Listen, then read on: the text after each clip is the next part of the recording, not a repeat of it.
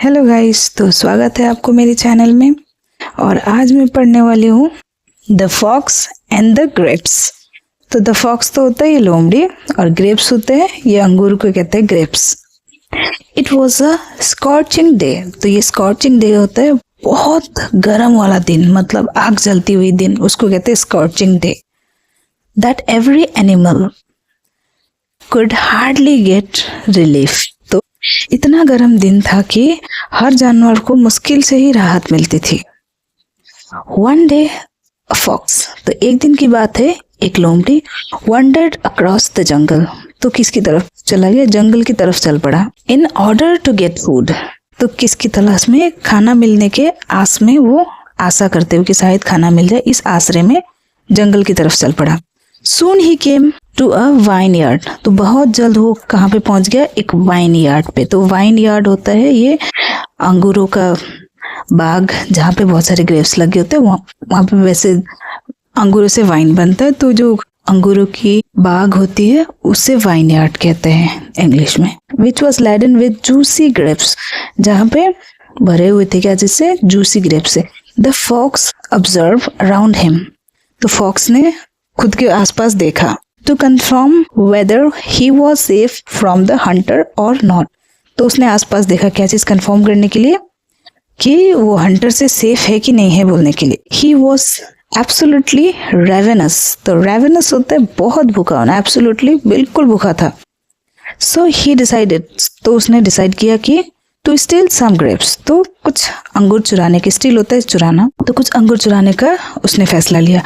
Before anyone केम alarm, तो कोई आने से पहले ग्रेप्स अंगूर चुराने का फैसला किया।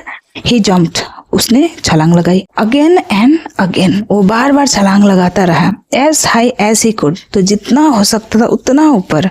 But could not reach the grapes, तो फिर भी वो ग्रेप्स तक पहुंच नहीं पाया। The grapes were too high, तो ग्रेप्स क्या थे? बहुत ऊपर थे। फॉर हिम, उसके लिए वो ग्रेप्स बहुत ऊपर थे। He was not ready to give up, तो वो तैयार ही नहीं था क्या चीज के लिए? गिव अप के लिए। He back and off, took some running steps, तो वो पीछे आया और भागते हुए आगे गया। एंड लीप इनटू एयर, तो वो हवा में छलांग लगाया। टुवर्ड द ग्रेप्स, ग्रेप्स की तरफ, अंगूरों की तरफ हवा में छलांग लगाया। अगेन ही फेल्ड, फिर से वो नाकाम हो गया। टू रीच देम, तो वहां तक पहुंचने में। इट वॉज गेटिंग डार्क, तो ये अंधेरा हो रहा था, अब अंधेरा हो रहा था। And he was getting angry, तो उसको बहुत गुस्सा आ रहा था क्योंकि अंधेरा भी हो रहा था, वो एक भी ग्रेप्स तोड़ नहीं पा रहा था, तो उसको बहुत गुस्सा आ रहा था। His legs hurts with all that running and jumping, तो उसके पैर में दर्द होने लग गए। क्या चीज से? इतने सारे रनिंग और जंपिंग करने के कारण।